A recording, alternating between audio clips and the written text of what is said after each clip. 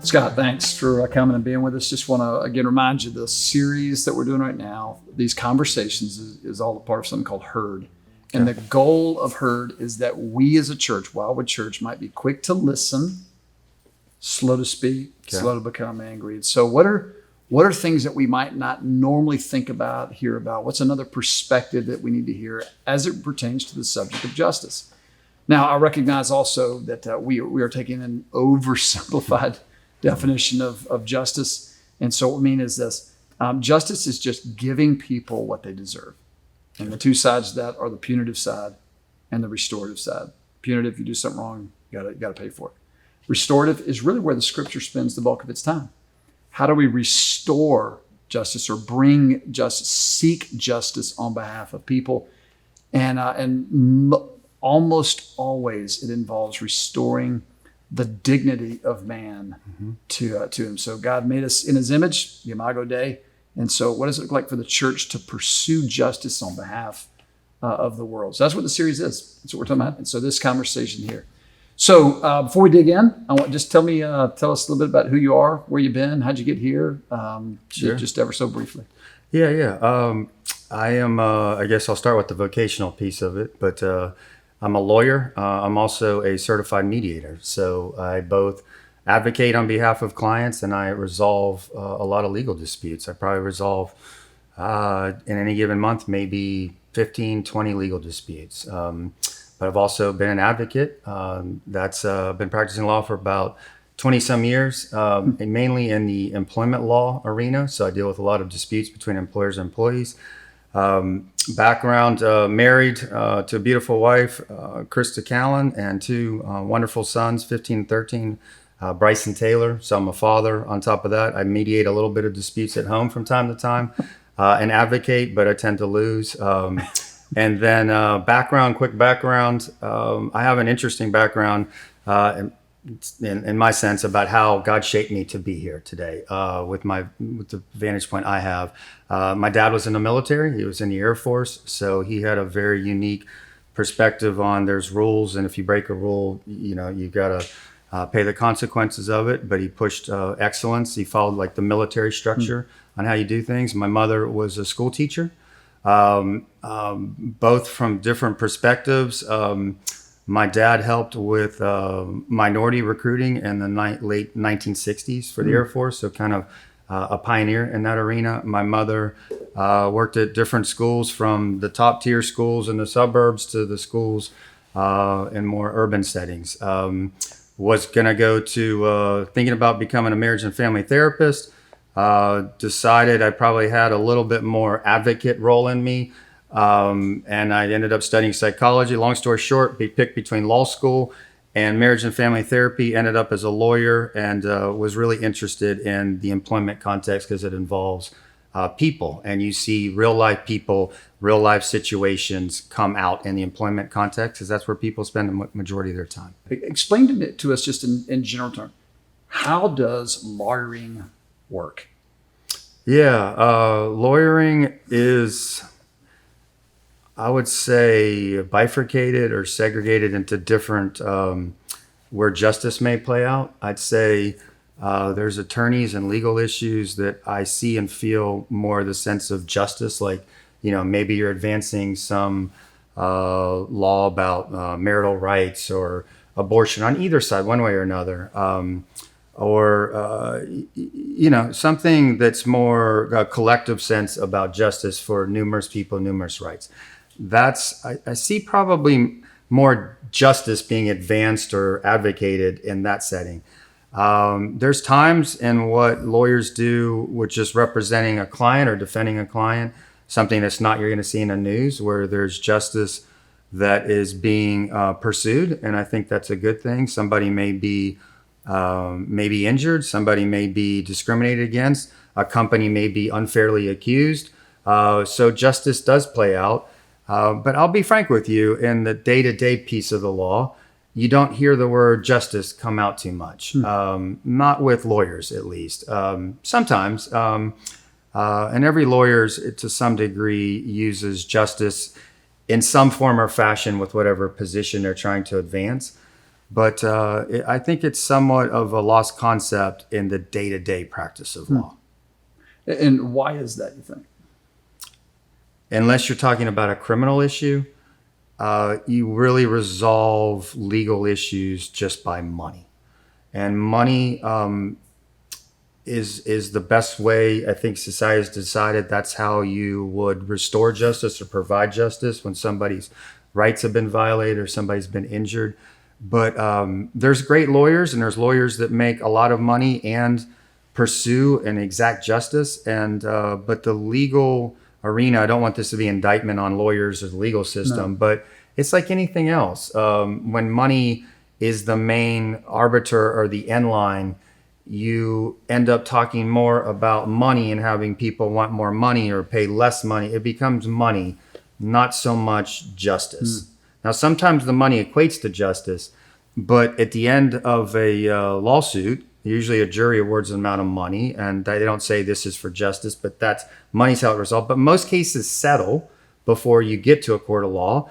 And so in the settlement agreement, it says one party pays the other party a certain amount of money, and it doesn't say for justice. It says to resolve the dispute, and usually both sides say, I'm not acknowledging I did anything wrong. So there's not a sense of justice because no side says I did anything wrong, and both sides still disagree with each other. They're just figuring out for a business reason or a personal reason why they'd go about resolving the issue. So it's more money is the economy, not justice as the economy.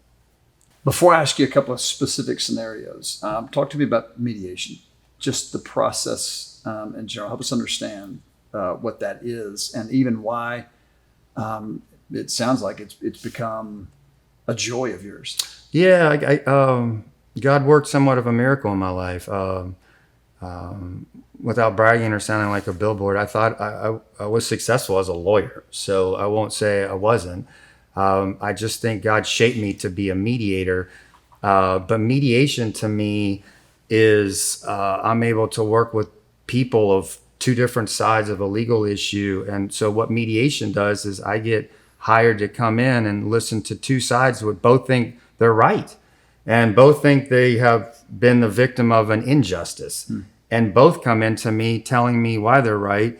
And I don't make the decision about which party is right or wrong, but I help them work through a process that by the end of the day, they are agreeing to resolve a lawsuit. And it takes a lot of different skill sets. I have to take off my advocate role, and I have to understand how different parties and how different facets of life, how they think and how companies think and how individuals think, how somebody who's indigent, how they might think, an African-American, a company CEO, an insurance company. I have to be able to understand a variety of different contexts, a variety of different viewpoints. But ultimately, I hopefully, and I've had this happen, have a lot of people at the end of the day say, thank you for helping us resolve this lawsuit. We didn't think we could get there. And it's usually the interesting thing about mediation to me. I talked a lot about money being the driver, but what I found with mediation is money's a piece of it. It equates to something, right? If you can't know what exactly is nobody's going to jail, then the money has to equate to some piece of justice. But more times than not in mediations, when I'm trying to help both parties hear each other, understand it, understand their issues, what's in conflict, what they have in common. More times than not, it's a resolution that's not about the money, which has been fascinating to me. So there's a couple things in there that stuck out to me. One is you said you felt like you have to put aside the advocate side when you're going into mediation. And then what I kept hearing is I've got to understand this perspective. Yes. And I've also got to understand this perspective. Correct.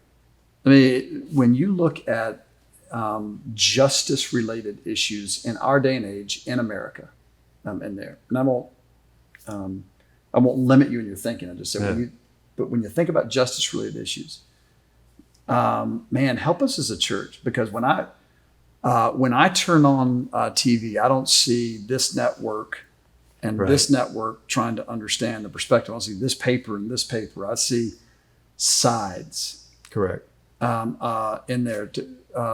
help flesh this out for me. Yeah, I think the mediation process. Now, every mediator has a different style, okay, but but the process I think is somewhat common about how we get to resolving disputes. So I think it could be taken and used and transitioned to a more collective sense. So I'll just walk through how I go about mediating a dispute and why certain components are important and why society or our church, how that might be beneficial in a transformative way, how to deal with some of today's issues where there's disputes and injustices.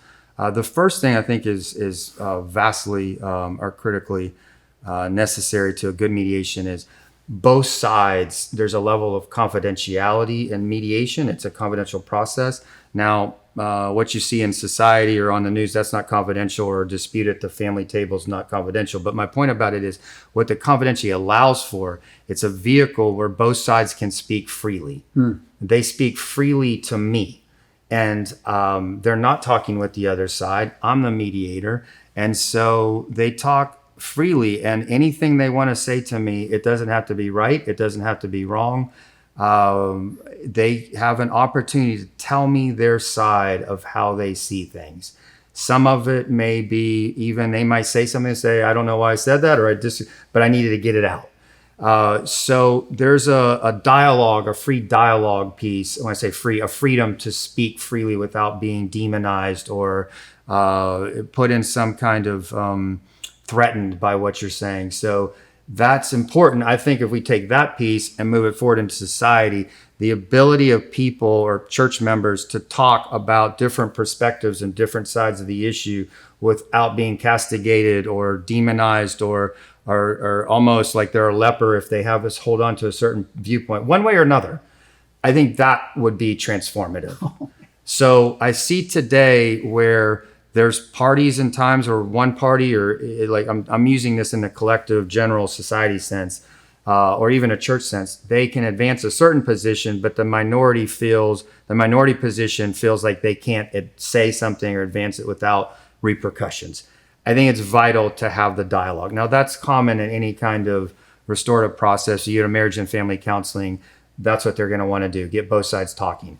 But it works also in a sense of where you have two parties that feel like there's an injustice committed. You have to be able to speak freely. So in the context I'm using, if you go into an injustice that's in our church or in society, parties or people have to be able to speak in businesses in a way where they don't feel like there's an immense amount of repercussions that will come their way for saying it. Now, I'm not saying they can get away with anything they want to, Sure, but they need to have some kind of open forum. That would probably that's a big piece of it. So the other part to it is, I think it's very important for mediation, and this is what I do. I don't want to let out all my business secrets, so to speak, but I think this would be important because you don't see this that much in any kind of debate or any kind of dispute. Even if you're having a dispute with a spouse, you rarely see this, but it works almost all the time. When I get into a mediation, the first thing I usually do is recognize a person's perspective who's telling me about what they're telling me. Even if I might personally disagree with it, I still recognize how they see it that way. And I acknowledge it. And I say, I understand how you could draw a certain conclusion from that. And that has been probably, when I talked about what makes a difference in mediations and how to resolve conflict and injustices, just the ability to say, I understand how you see it that way. I don't even have to say I agree with them, just the acknowledgement. And it probably works in like a spouse, like if Krista and I were ever have a dispute, if I would simply say, I get it why you see it that way, that would help her. It would help me greatly. When my kids, if I have a dispute with them, I get why you see dad in that light. It applies the same way in society, but that's a vital piece of mediation. And then sometimes, like anything else, I don't want to make this too utopian sounding or life is just a bunch of peace and we're all going to break bread and have wine together. But there's a piece of mediation where there's reality components where I talk about justice. Like here's where the law here is what the law says, or here, like you might not agree, but this is what I think the law would hold. So they have to embrace a certain sense of reality. But there's also, here's how other people, even though you see it this way, here's how other people might see it. And I have to talk to him about that part of it. And then another piece that works, and probably get back to your justice piece, which when you were talking about what we deserve, the thing that works in every resolution is that people actually have to, I might tear up here, they actually have to give up what they deserve in some respect. Not everything, but any resolution, any mediation I handle, I start off with, if you want to resolve this issue, you're going to have to compromise in some respect, which that's a legal negotiation kind of term. But if you apply it out broadly to broader scales, you have to give up life to gain life in a sense. So you have to give up some of what you deserve to maybe bring justice. Not all the time, but a lot. That's a big common denominator. I cannot help being a pastor. I know you've had this thought many Right. times on your own. I cannot help but think, in how many different ways did you just describe Jesus? That's why he's known as the great mediator. Yeah. Yeah, the mediator between God and man. That Jesus not only tried to understand our perspective, he became one of us. He stripped himself of his glory. He came down and he endured the cross. He stood the scorning shame. He entered into skin so that he might and he gave up his very life so that we might. I can't help but think you have to know when you're doing this that in a way you're a little Christ. I don't mean to say you do this without flaw, but you have to take joy and satisfaction in that. That's because I've seen injustice, I've experienced it, and I want to help people get back to a sense of justice. But it takes an ironic kind of twist to it. It takes giving up more life, more of what you deserve to get back to the place where you need to be, and should be, and what God calls us to. And that's tough because I've been in situations where I could exact justice. I had more power. I had more leverage. And to know that you have power and leverage, but you could have to give up a piece of it for the greater good or for your family or for the church or for society. Ultimately, I think we're going to have to ask ourselves that question, not how the other side's wrong, but what piece can we give up to bring us back together? In some ways, we could just end right there. I got a few more questions, but that's rich. Yeah, I think it's. I think that's what Jesus calls us to. I'm not. This is just my viewpoint. I don't see Jesus as somebody who just says, "Hey, look, this is the way I see it. I'm okay with how everybody else sees it. We're all good here." In other words, I'm not saying Jesus gives up all of his rights and he just doesn't acknowledge that there's right and wrong. I clearly think Jesus delineates right from wrong. Now, thank gosh he died on the cross for the wrong piece of what we did and what we do. But, there is a right and wrong. He intervened on our behalf.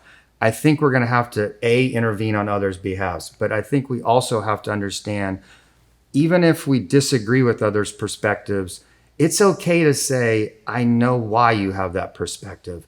It's okay to ask, why do you have that perspective? And some way along the way, we've got lost on that. There's winners and losers. There's that might be okay with a football game, but when we're talking about big time injustice issues in a church or collectively as a body of people, what can the church do to say, hey, look, we don't have to out leverage you or outpower you to advance what Christ wants us to become. We can hold true to what the Bible calls us to, but it's okay to say, you don't even have to say I disagree, but why? Why do you feel that way? And I get it. And it doesn't really to be honest with you, it doesn't to me always matter why they see it that way. That's how they feel about it. That's how they see it. I don't remember God criticizing David in Psalms for how he felt about his enemies. I don't remember God saying, hey, David, I don't like the fact that you're calling out wrath on your enemies. I don't like the fact that you're criticizing me and asking me where am I in this? I think if you look at Psalms, you see the very point I'm trying to make is it's okay to have a perspective. If it's right, it can be right. If it's wrong, but they're true feelings, and let's get those out. And I think that's what Psalms, at least that's from my layperson perspective, that's the whole point of Psalms, and to some degree. Give me an example in your practice. So in other words, my guess is you've had to have at least represented one person in a mediation. You're looking at sides or even as an advocate. But in your practice, what about somebody that has been truly discriminated against? It could be race, it could be religion, it could be orientation, it could be whatever factors there that which they've been truly discriminated against. What's it like for that individual?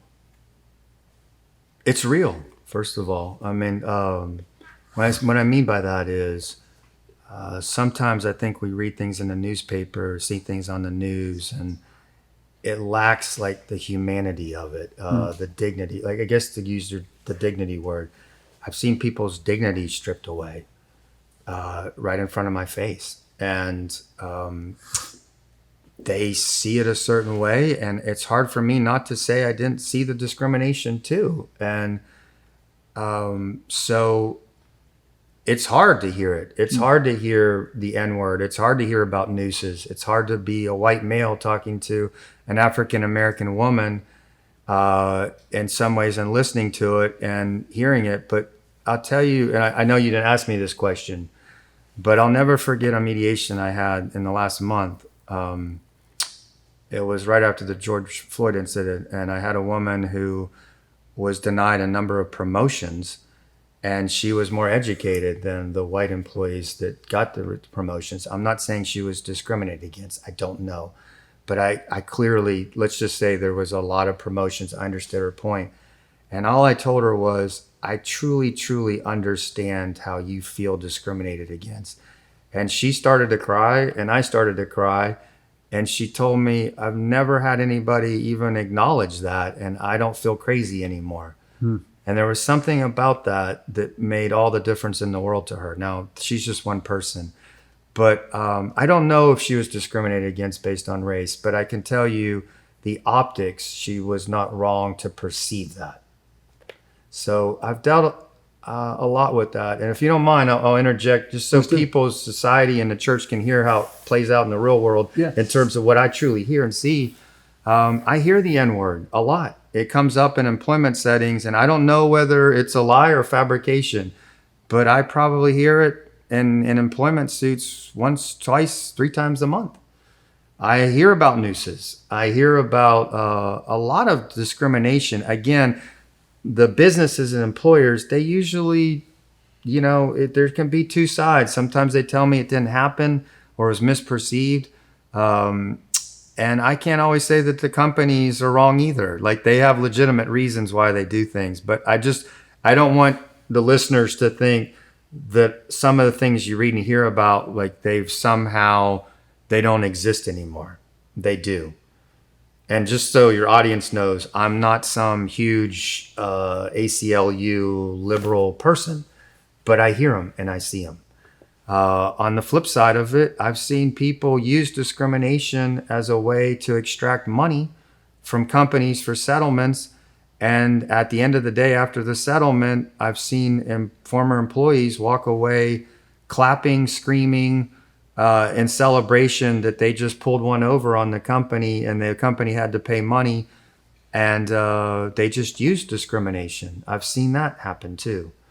I've seen companies and companies, when we use companies and what I do, there's still people that run the companies. Yeah. I've seen people accused that are highly regarded professionals or even Christians. I've seen them accused of being racist. And I think that that's deeply hurtful to them to hear that.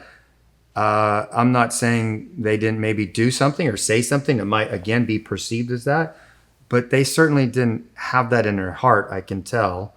And I've seen it wound them.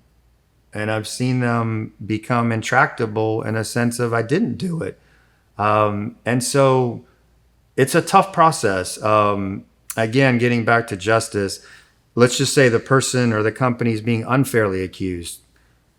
You could enforce justice by saying, no, I will defend that no matter how much money I have to pay my lawyers. I will defend against that.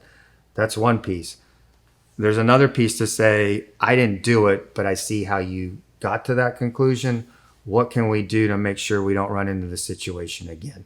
Either one, you can get to justice. There's two ways.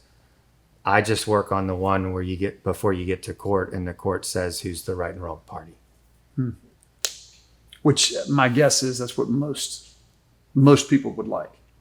Most people would like to not go to court. They would rather deal with it in a mediation. Well, yeah, it's expensive, one. But two is you don't ever get out of the injustice box, because the people that hear your case, they might have a certain bias, a certain injustice about one side or another, or more favor. You might get a different outcome in California than you do in Florida, in Atlanta than you do in Panama City. There's people that hear these lawsuits. They come into it with preconceived notions and ideas about life in and of itself. That's part of the gamble that people take. So I try to help the parties understand it's an arbitrary process at times. I'm not saying doesn't get to just results. I think our court systems are good and ethical, very, very ethical, very good. The judges that I've worked with, but they're people, and people have views. And I think it's better to resolve disputes before you turn that over to people, usually, unless sometimes to enforce justice and protect justice, sometimes it's just best to go that direction and to stand your ground.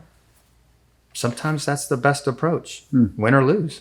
I think more often than not, though, if we're going to seek justice, it would seem to me that your experience as a mediator, that when it comes to seeing substantive change take place in today's culture in America, it would seem to me that mediation and the principles from that are going to be a much better option than, I just want to see how my political party and my ideology can crush you and beat you into submission, because that just doesn't sound like Jesus.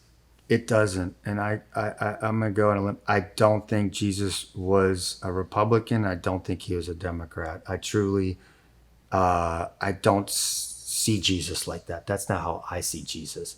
I'm fine with people's political views, but yeah, I mean, if you have a political point, you're on a team, you have an agenda, you're trying to advance something, which is fine. That's the political process. But we need leaders in our church, in our communities, in our families, and maybe even in government that are willing to say, you know what, let's at least hear what they have to say. Let's not call them names for it. Let's not demonize them and say that they're stupid or they're idiots or racist or not, let's leave those out and let's try to come up with a solution. This, though, there was many a times he was God. He could have stepped in and squashed the Pharisees like a bug at any second he wanted to, and he didn't. There was many, I don't know if it was Pete, you're the guy. I don't know if it was Peter or somebody told, put down, there's a knife or something. I don't know. He put down the weapon, whatever it was. But ultimately he won the war, and that was to save us. So he won a war, but he was peaceful up until that time of the war. Yeah, scriptures say he came originally not to condemn the world, but to save it. Mm-hmm. There is a time that he is coming later on. And it will not be peaceful. Yeah, I'm okay with that. He will come, and he will vindicate all things. So I think you're right. Brother, this is helpful. My mind is spinning. I've got 8 more things to talk about. I could talk for another 4 hours, but we'll have to do another time. I'd love to schedule another one, because this is rich. But thanks for what you do. Thank you, and thanks for coming in and sharing with us. Hey, I appreciate it. My pleasure. I'm grateful for the opportunity. Thank you.